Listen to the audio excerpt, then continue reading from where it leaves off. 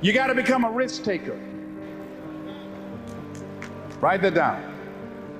Viscott said, if you're not willing to risk, you can't grow. And if you can't grow, you can't become your best.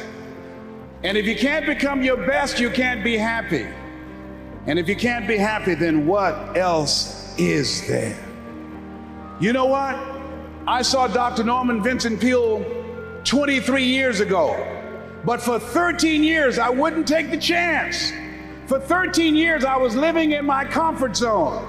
For 13 years, I kept saying, Les Brown, you can't do that.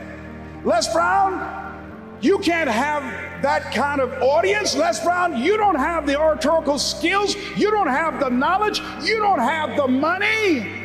I kept saying, I can't do that. There's an old African proverb that says, if there's no enemy within, the enemy outside can do us no harm. Bishop talks about the enemy in me. If there's no enemy within, how many of you know that you've been your own worst enemy? Raise your hands. So you've got to be willing to get outside your comfort zone. No one could have told me that the willingness to get outside of my comfort zone, the willingness to fail, the willingness to try, to experiment, the willingness to take some chances, the willingness to do something I'd never done, that in the last 12 years, for 13 years, I didn't do it. I convinced myself I couldn't do it. Then the last 12 years, I've earned in excess of $14 million. Let me tell you something, $14 million, a good garden and a healthy hog, and you can make it through the winter in Birmingham, Alabama. Do you hear me? No one could have told me I have 2 books, Live Your Dreams, and it's not over until you win. No one could have told me, born in an abandoned building on the floor, labeled educable mentally retarded, no college training. No one could have told me I would have produced 5 specials for public television. That I'd had 3 years ago, the highest rated, fastest canceled talk show in the history of television. Because I wouldn't do those conflict and controversy shows. No one could have told me. I had no idea that I could do what I'm doing right now. Let me tell you what I know about you, and I don't know you. You got greatness within you. One of Dr. King's mentors, Dr. Howard Thurman, said something one night. I was reading and I couldn't sleep. He said the ideal situation for a man or woman to die is to have family members standing around their bed, praying with them as they cross over. He said, but imagine, if you will, being on your deathbed, and standing around you are the ideas, the dreams that have been given to you by life, the talents, the gifts that you've never nurtured, that you never developed, the skills that you never did anything with, standing around your bed looking at you with large, angry eyes, saying, we came to you. Only you could have given us life. And now we must die with you forever. And the question is, if you died now, what dreams, what ideas, what talents, what abilities, what skills, what books, what sermons, what seminars, what businesses will die with you? Miles Monroe said the wealthiest place on the planet is not in the Far East, where they have oil in the ground. It's not in South Africa where they have diamond mines. He said the wealthiest place on the planet is the cemetery, because there you find dreams not pursued, books never written, songs never sung, sermons never delivered, businesses never erected, talents never nurtured, skills never developed. You survived 1 out of 40 million sperms. You were born to win. God wants you to be rich and wealthy and successful and to live the abundant life. You must affirm that for yourself every day. So as you look at yourself and you look at your life and you look at your circumstances, as you work on your goals and your dreams, here's some things I want to give you. Write this down. Hold yourself to high standards. See, what if Bishop T.D. Jakes had decided when he first received the idea of the Manpower Conference that it could not be. What if he had allowed that idea to die? We would not be here. See, many of you here, you are pregnant with some ideas. I'm telling you what I know. I will leave here this afternoon, tonight, in 1 hour, doing what I'm doing now. In 1 hour, I'll earn in excess of $150,000. I had no idea that I had the capacity to do what I'm doing right now. You've got genius in you. You're made in the likeness and image of God. You've got greatness in you. You have some special stuff in you. You showed up with it. So as you look at your life and you decide to become a risk taker, make it okay to fail, to experiment, trial and error. Repeat after me, please. No test, no testimony. Yeah, you're going to face some hard times. When you decide that you're going to commit your life to Christ, you're going to, at that time, go through unadulterated hell. What's the first thing they say when you get on an airplane before they take off? Fasten your seatbelt. Why? Because you will experience some turbulence before you reach a comfortable altitude.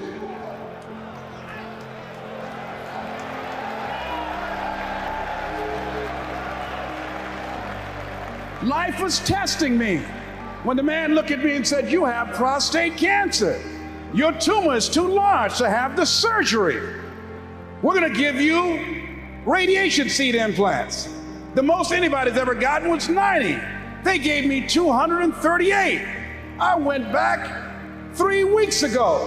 They checked my PSA level, which indicates the presence of cancer in your prostate area. 1 to 4 is normal. Beyond that is that you have cancer and it's spreading. When I first went a year ago, it was 6.1. When I went 3 weeks ago at Howard University Hospital, they gave me an MRI, it was 10.5. The guy said, "I'm sorry to tell you this." I said, "What do you mean?" "You're in the same situation that you were in when you came here." Here's something I heard. At Christ Universal Temple Church, at a restaurant, Bishop T.D. Jakes was praying for a lady in a wheelchair. And it's odd how things come to you. When he finished praying for the lady, I'm sure there were some questions were asked that weren't verbal, that if the prayer worked, why didn't she get up and walk? And what he said as he was walking away, healing takes place first. He said healing takes place first in the spirit.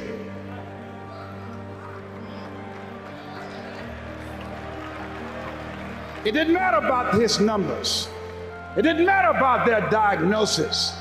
Judge not according to appearances. You must have the faith to call forth those things that be not as though they were. Now, do you really believe? See, it's one thing to believe when you got money in your pocket.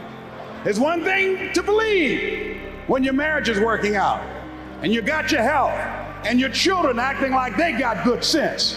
Oh, it's good to say, "Oh, the Lord is blessing me." It's easy to believe then. Oh, but when you get that diagnosis, say, "You ain't gonna be here long." When you lose your job, when someone you thought you'd be with for the rest of your life say, "No, we can't do this no more," that's when you have to stand.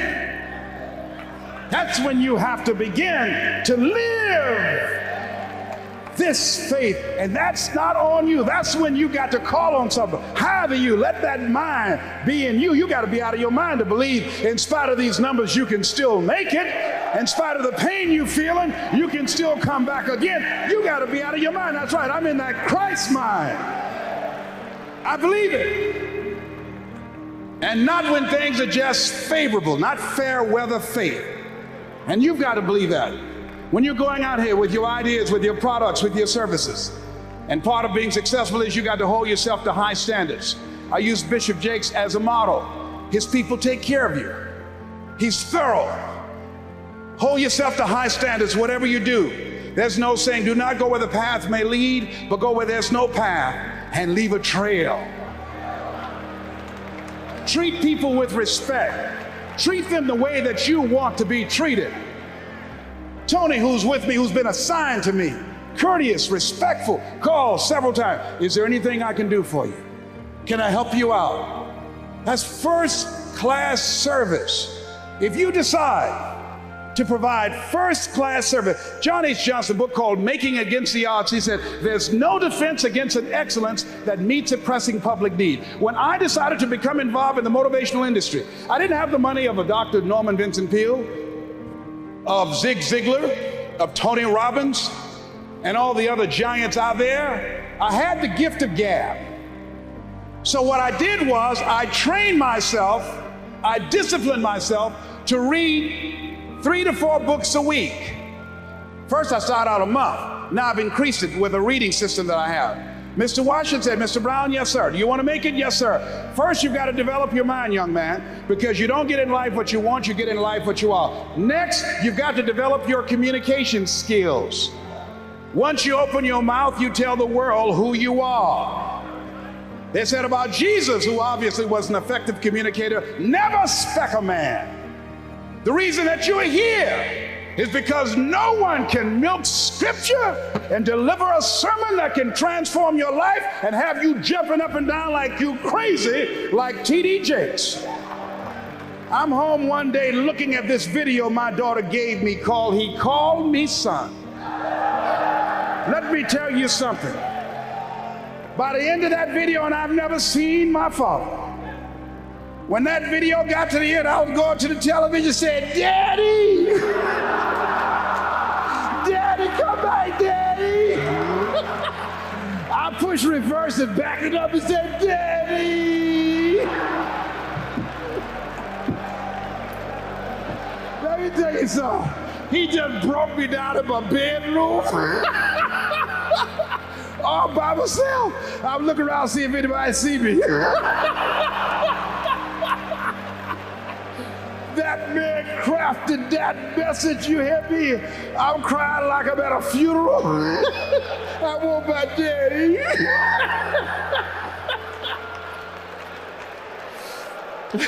See, that's a gift, you hear me? That's a gift. People use his word anointed. The only place I've ever seen it applicable is in his case. That's the only thing. I mean to tell you, I think I'm a good speaker, but this is a bad boy we got up in here. Words cannot encompass the symbolism of what we have the chance to see up in here. And yet, he's down to earth. I mean down to earth, wear all these little funny outfits he has. I mean, it knocks me out.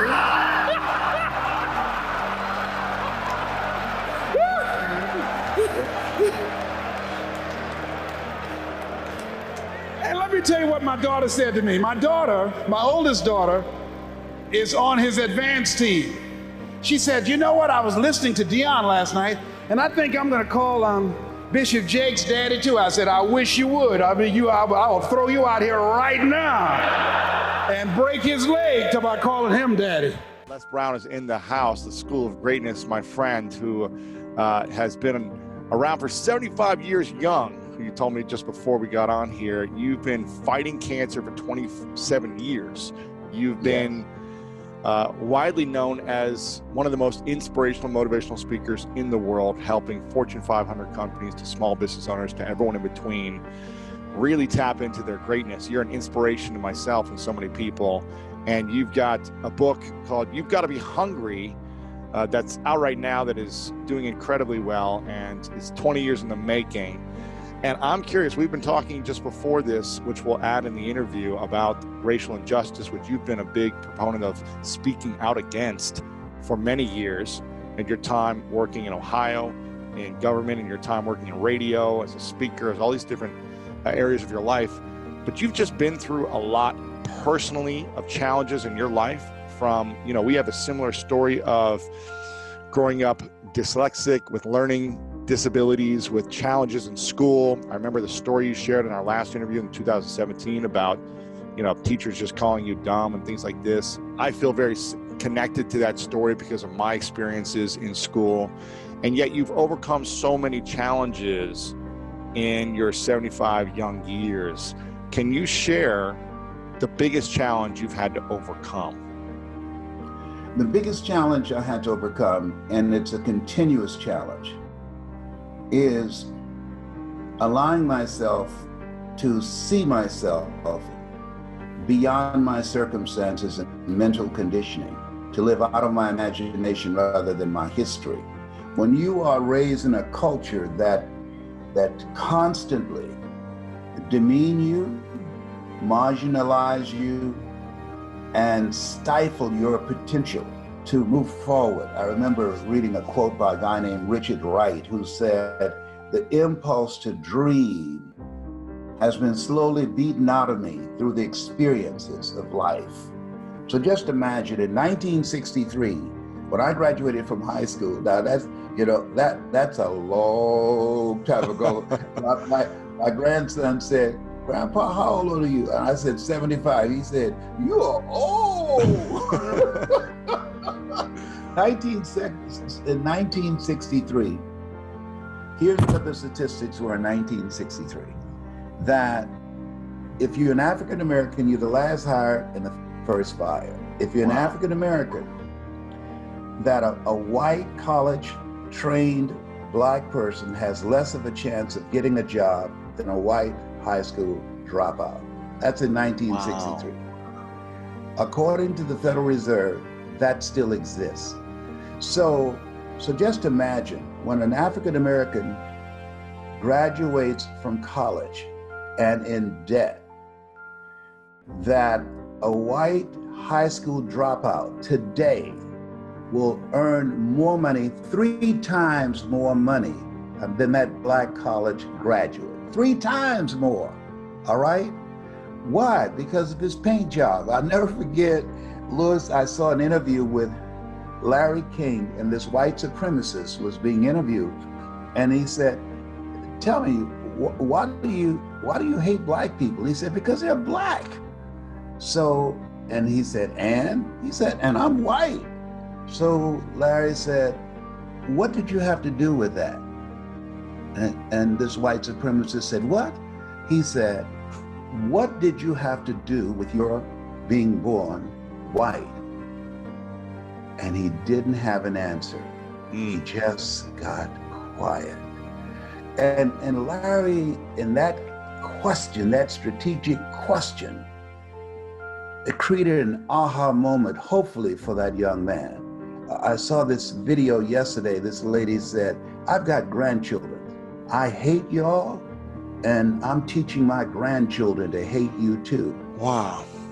Yes, and I'll never forget when I was on a bus coming back from Miami Beach with my mother, and they had signs on Miami Beach that said, "Jews, dogs, and coloreds not allowed."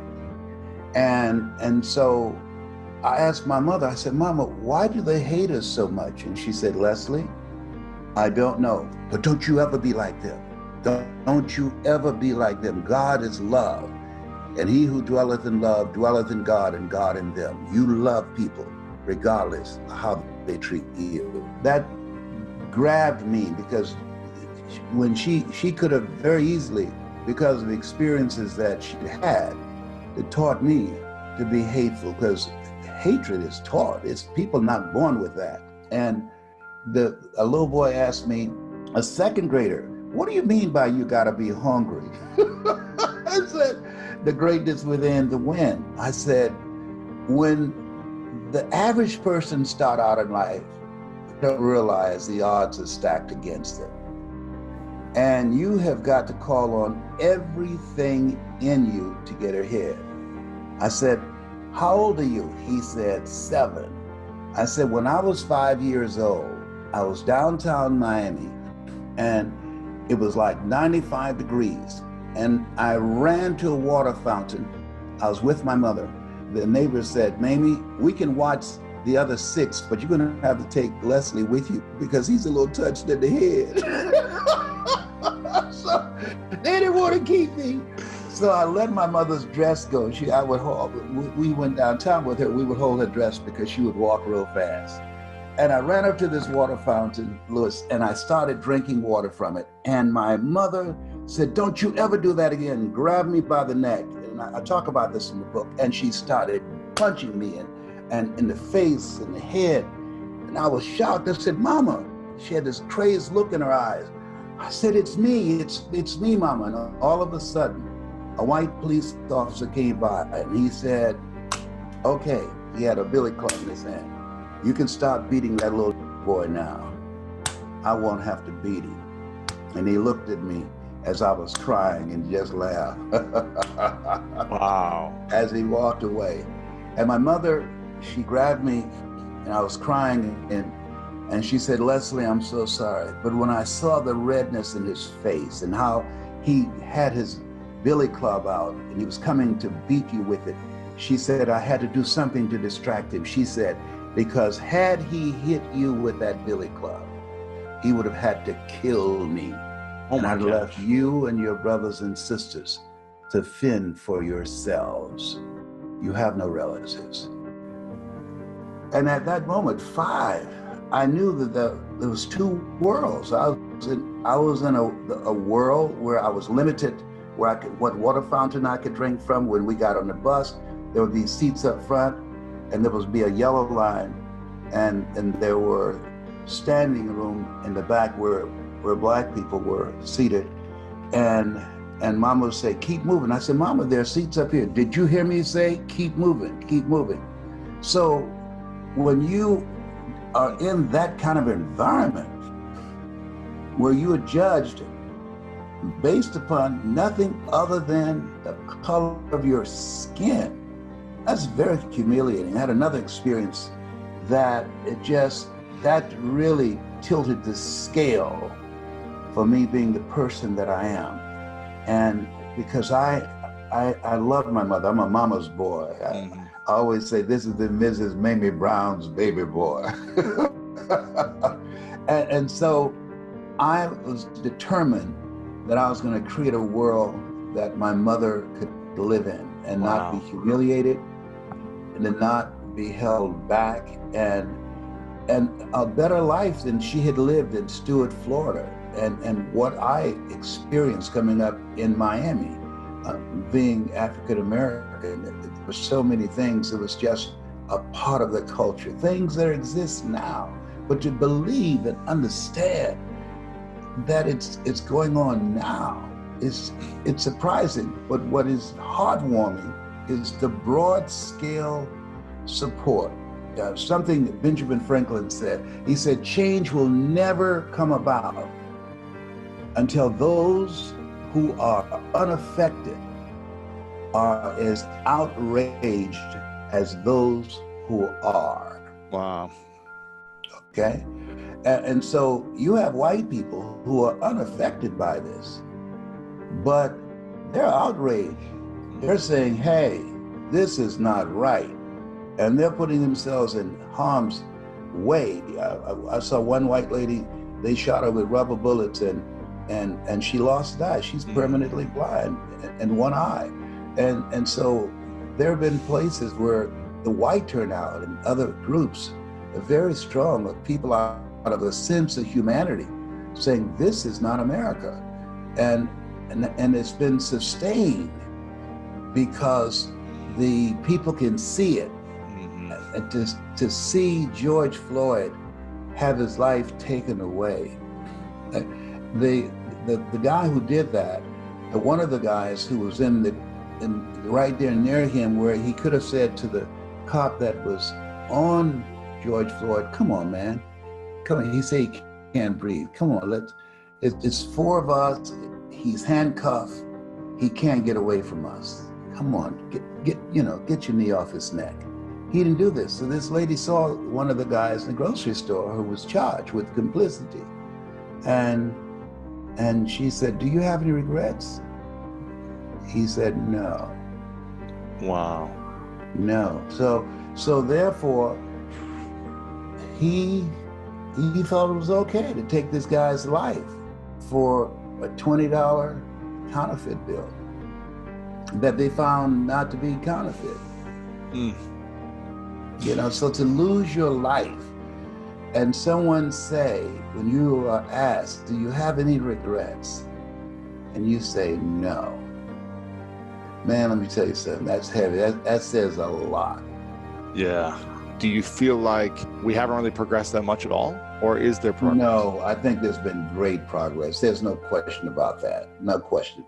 You just have people who, this is for the first time under this leadership that we have, feel comfortable coming out. So there are people that this level of hatred has been instilled and passed on generation after generation after generation.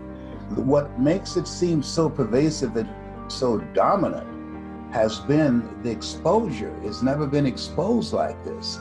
The internet, that's why North Korea and various dictatorships don't allow media to have the right to expose things, the inequities and the unlawful behavior in their country, including our country. Had it not been for the internet, we would not know about this, because the television executives had a meeting after the Rodney King riots and say, when something like this happens again, we will not show it. Wow. We will just report it.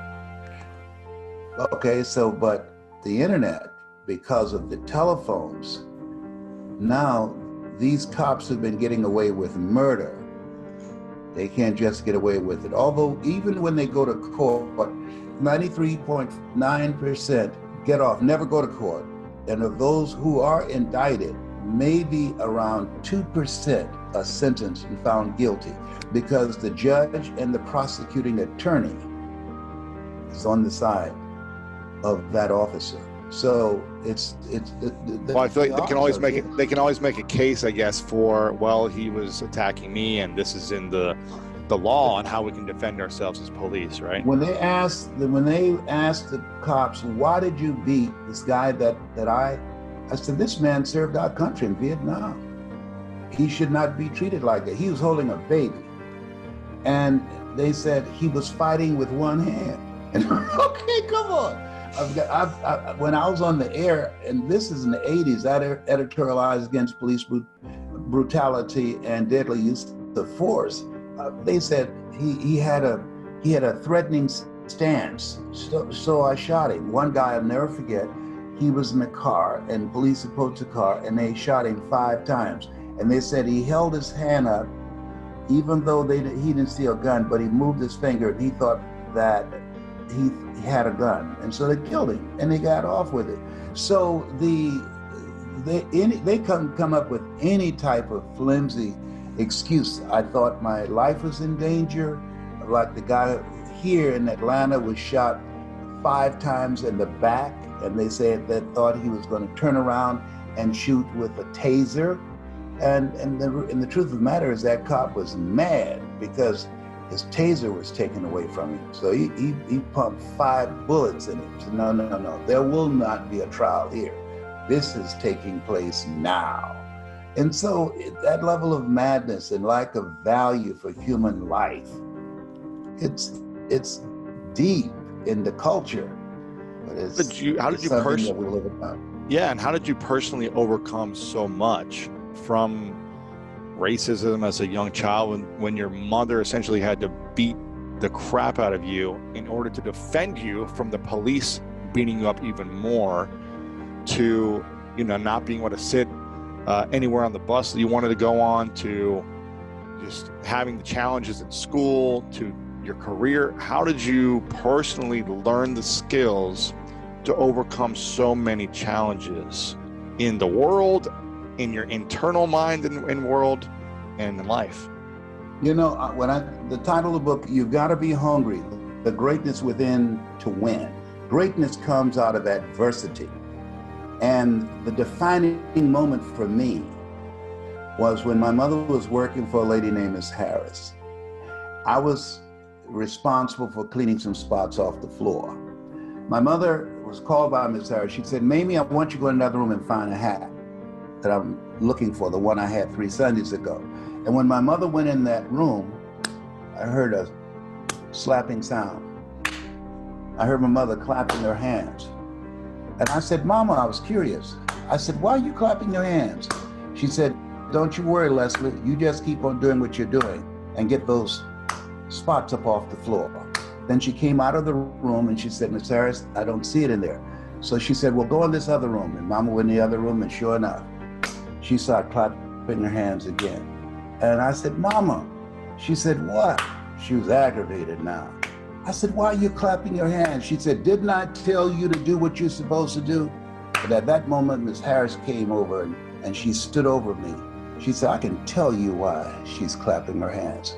And I stood up and I looked in the eyes. Now, during this time, as a Black person, you were not allowed to look white people in the eyes. You should always look down, okay? Or you could be arrested or beaten. So I looked her in the eyes, and she said, the reason that I have your mother clapping her hands, when I have colored people working for me, and I can't see them when they go in another room, I make them clap their hands to make sure they're not stealing. Oh my goodness. I said, ma'am, I said, Miss Harris, let me tell you something. My mother does not steal. When she talk about you and your family, she say, I work for Miss Harris, and she talk about our children, and she knows all your children's names and their birthday. My mother is an honest person. She'll never steal from you or anybody. And she was so shocked that she just looked at me and she just turned and walked out of the room. And when I got back down on that floor, Louis, and started scrubbing that floor, I said, nobody will never make my mother clap her hands again because they think that she's will be stealing. I remember going back on the bus and I was quiet, and she said, Leslie, why are you so quiet? I said, because I'm not a man. I want to be a man. She said, you'll be a man soon enough. You're 10 years old. How long before I become a man? 8 years. I want to become a man now. She said, why? I said, if I was a man now, Mama, I can buy groceries for us. Listen, Mama, and we won't have to wait till the people you work for eat and then give us leftovers. If I was a man now, I would not have to wait until somebody's worn clothes for a year and we wear their hand-me-down clothes. And if I was a man now, nobody will ever make you clap your hands because they think that you're stealing. She said, Miss Harris told you that, didn't she? I said, yes, ma'am. That's why I want to be a man now. And she just got quiet. She said, Leslie, don't worry about it. Just be a good boy. Be a good boy. And I said, I will, Mama. I'm going to take care of you. You'll never have to work again when I turn 18. When I turned 18, I took care of my mother until she passed at 89. She never paid another bill. I worked. Yeah, that tilted the scales. That experience, that moment. Yes, that to make her, she was such a wonderful person, only had a third grade education. And I always say I'm on programs, I said, because of two women. One gave me life, the other one gave me love. God took me out of my biological mother's womb and placed me in the heart of my adopted mother. So she was quite a woman. Yes, she was. I'm a mama's boy, as you can detect. Yeah. Life is a fight for territory. And once you stop fighting for what you want, what you don't want will automatically take over. Give you an example. 27 years ago, I was diagnosed with prostate cancer. 27 years ago, my gosh. Yeah, fourth stage cancer. And fourth stage prostate cancer, my PSA was 2,400. And so Dr. Alfred Golson said, Mr. Brown, you have fourth stage cancer. I said, I do? He said, yes. And it's metastasized to 7 areas of your body, and it's eaten 43% of your T1 vertebrae. I said, whoa. He said, why are you smiling? Did you hear what I just said? I said, yeah. He said, why are you smiling? I said, man, 7 is my lucky number. I was born February the 17th. Joshua marched around the walls of Jericho 7 times. Naaman dipped himself in the River Jordan 7 times. 7 is my lucky number. He looked at his nurse and said, this is a strange one. So I said, can you give me a second opinion? He said, yes. And you're ugly too.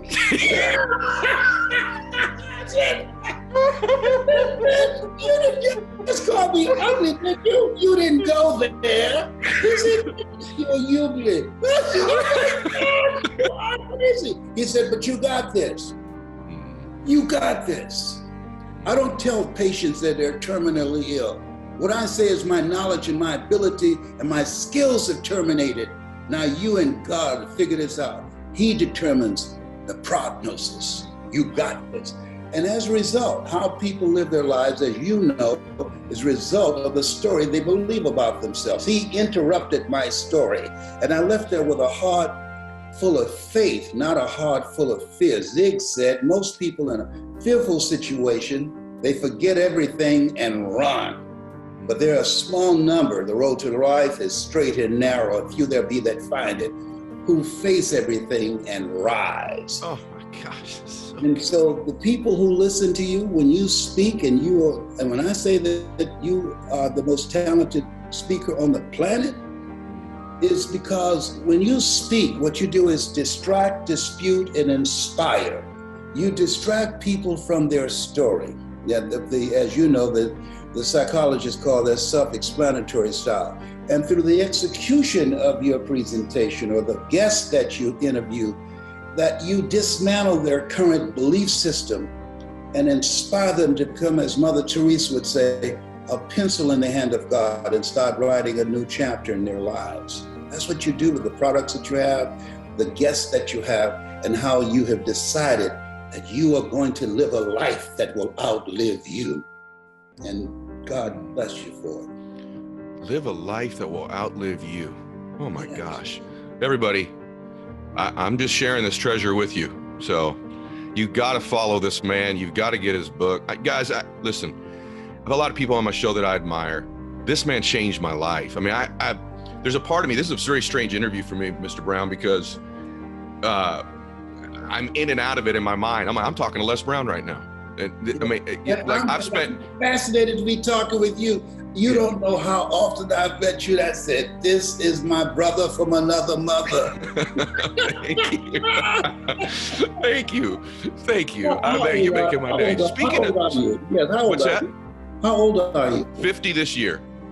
Oh, I got t-shirts older than you. Well, I'm 75. Oh my gosh. I got to tell you, by the way, speaking of brothers, this is an interesting thing about you. You're a twin.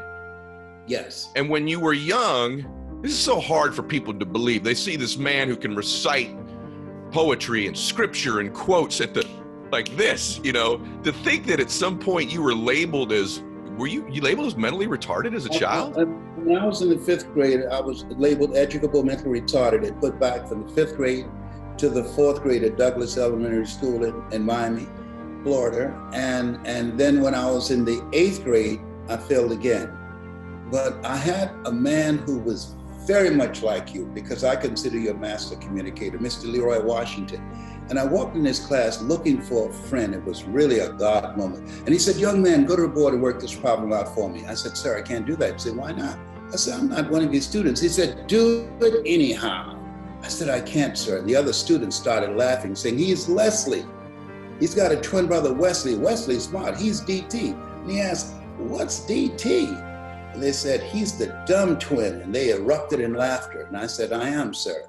And he came from around his desk. He looked at me. He said, don't you ever say that again. Someone's opinion of you does not have to become your reality. Do you hear me? I said, yes, sir. He interrupted the story that I believed about myself. My mother said, sticks and stones can break your bones, but words can never hurt you. But words do hurt deeply. But on that day, Denzel was in a movie called Touch, and he said, there are moments in life, there's before this and there's after this. And after this, nothing will ever be the same again. And my life was interrupted because he interrupted this vision that had been planted in my mind by words. Words affect behavior.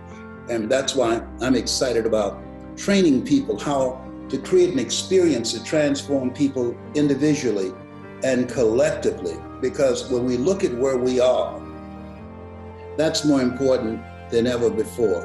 The cultures and hatred and divisiveness, all of these things are formatted with words. Our lady came for me to train her from Australia, and I said, why did you come to me? She said, when I look at all the divisiveness and hatred and violence, she said, it's done by a few people, but there's too many people are silent, and I have a voice, and I want to be a voice for love. I said, whoa. She just gave me goose pimples, man. Yeah. Wow. I love it. This teacher, speaking about that on voice, because the third thing was communication. I literally shared this with my son when he went away to college. This teacher stopped you when you're in that classroom, correct me if I'm wrong, and said, listen, there's 3 things that you need to have if you're going to prevail in this life. Yeah. And everybody, this is where you right now, if you've got children around you, you go grab them right now, because I've shared this with both of my children. This is compelling stuff right here, because this was one of those moments where your life was not the same again after he delivers this message to you. Yes, yeah. He said, you have to work on your mind. He was a person who believed in Earl Nightingale, who said, you don't get in life what you want, you get in life what you are. Dr. Carter G. Woodson, if you can determine what a man shall think, you never have to concern yourself with what he will do. If you can make a man feel inferior, you never have to compel him to seek an inferior status, for he will seek it himself. And if you can make a man feel justly an outcast, you never have to order him to go to the back door. He'll go without being told. And if there's no door, his very nature will demand one. He said, develop your mind.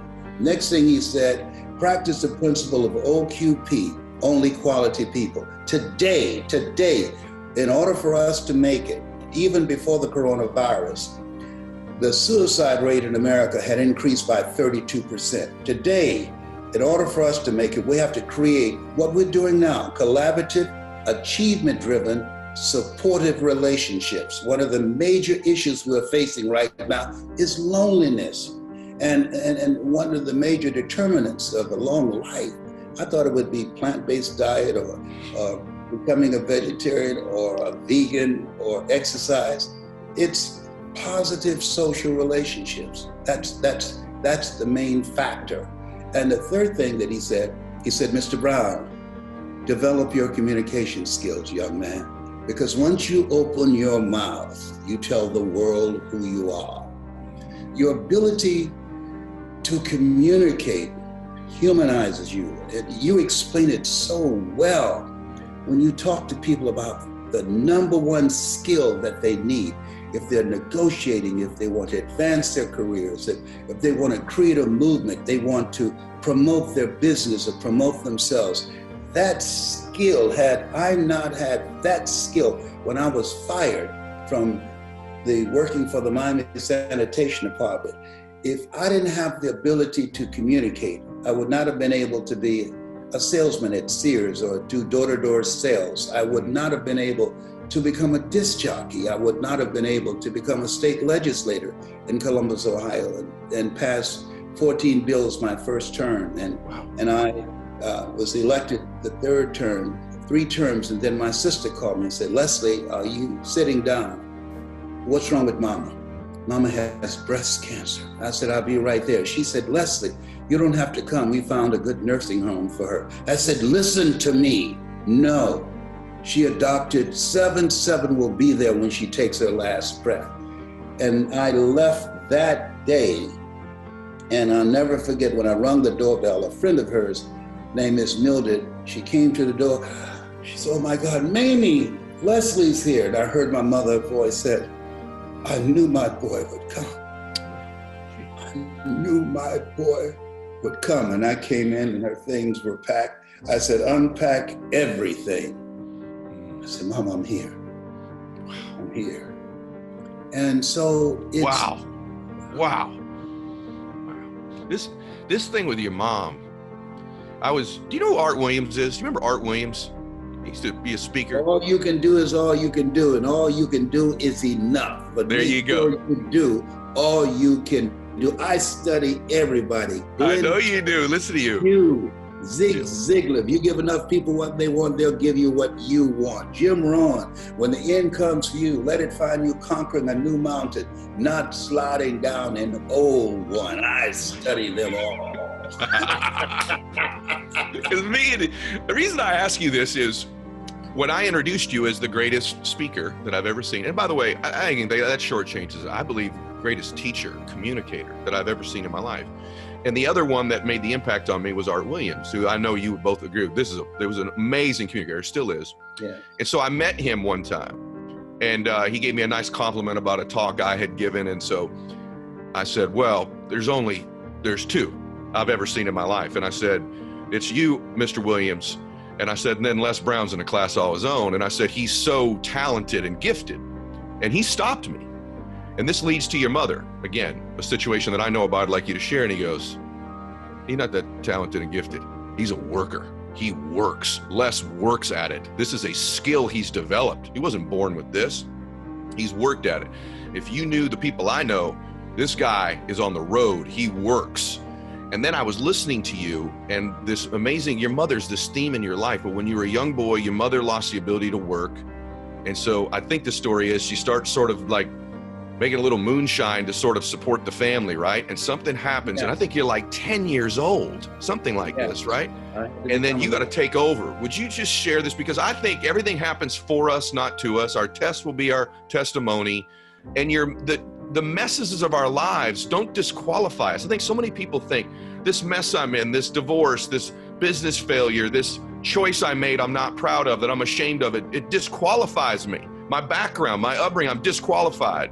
Turns out you can turn those things into be your testimony. And this situation with your mom, I think, triggered this work ethic in you at a young age that Art told me about. Yes, Mama, she started selling homebrew and moonshine, and it was difficult for us at that time, for her raising 7 children. She was injured on a job. And so she promised our birth mother that these children will never go to bed hungry. We will always have a roof over our head and clothes on our back. And a man came, I'll never forget what you're talking about. So you've done your research as much as I've been doing research on you. You and I are so much alike. And this guy, his name was Calhoun, and he knocked on the door. He said, Leslie, how are you doing? I said, fine. Mama always said, don't ever open the door without telling me. And I said, oh, hey, Mama, no, don't tell her. I got 2 friends with me. We're going to surprise her. Open the door.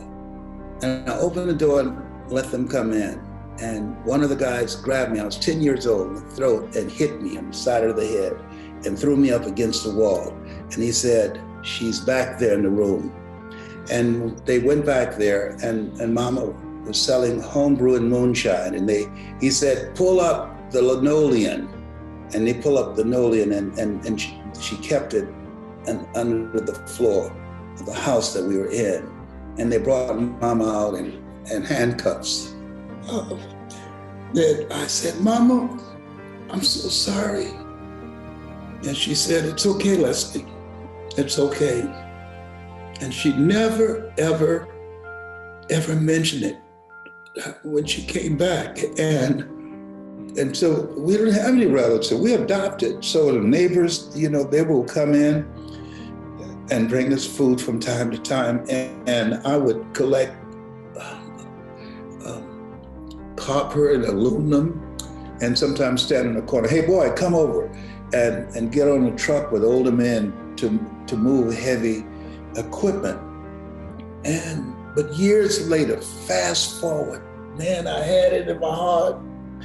If I ever saw this guy again, I'll kill him.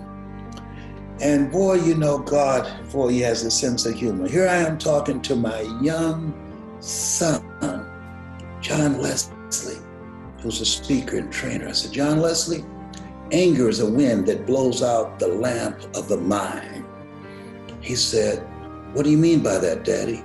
I said, don't allow anger to govern you. Never make a decision while you are angry. It blows out the wind of the mind. You'll make decisions and do things that you will regret later. At this time, a guy comes over and tapped me on the shoulder. And he said, hello, sir. I just want you to know, we here in Miami are so proud of you. I had a talk show at King World that paid me $5 million to do the Les Brown talk show. Now look, I'll never forget his face. I said to myself, oh my God, it's Calhoun. Now here's my son here, and I'm looking at this guy's face who put my mother in jail. And man, I get short in the breath, and John Leslie said, "Dad, are you all right?" I said, "No." And this guy, he just kept on shaking my hand. Man, yes, Leslie, man, you really making us all proud. And I said, "Excuse me, sir, excuse me." And I went outside, and my son said, "What's going on? Is this something you ate?" I said, "No, John Leslie. I gotta go." I said, "Let's get in the car, I gotta go." He said, "What's happening, Dad?" And I drove away for a little while, and I parked on the side to collect myself. I said, "That man, he's the one that put your grandmother in jail. And I promised if I ever saw him again, I would kill him." He said, "Oh God." I said, "John Leslie, you know what? It's a God moment." He said, "Why?" I said, I got that hatred out of my heart for him because you were here. I have to model what I'm teaching you. People say, practice what you preach, but now God put it in me. I got to preach what I practice. I got to forget. And forgiveness is not forgetting. Forgiveness is remembering without anger. And I forgive him, but most of all, I forgive myself. Please forgive me, God, for carrying this anger and hatred all these years. Yeah, it was deep. I've never told this story before. Oh my gosh. Yeah, this thing, you know, Forrest Gump had a point. Life is like a box of chocolates. You never know what you're going to get. That's all I got to say about that. I can't believe you just shared that with us.